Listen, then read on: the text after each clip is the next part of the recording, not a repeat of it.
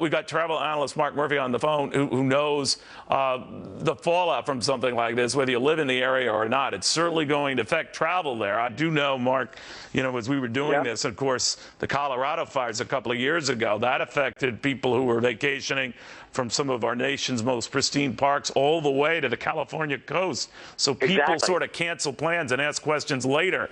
What's your advice to folks who are looking down the road at this region?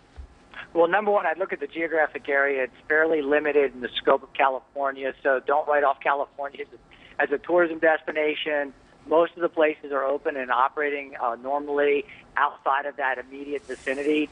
So the resort areas, obviously farther north, you're plenty fine up in LA County, et cetera. So I would be pragmatic and certainly look at it, but definitely don't jump to major conclusions that this is going to affect your trip unless you're planning to go to that specific area. There's also the fear, I know after the Colorado fires and that extended to much of the Southwest that year, a couple of years back, but even last year, the serious Arizona fires that killed 19 elite firefighters. That was almost a year ago next month. Yep.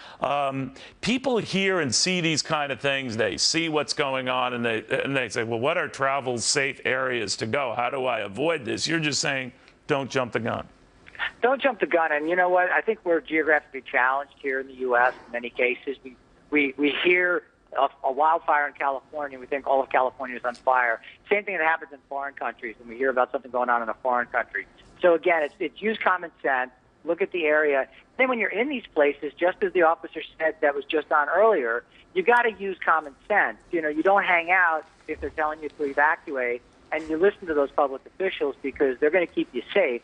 And thank God for those firefighters and people there on the ground because those responders are keeping us all safe. Thank you, Mark, very, very much.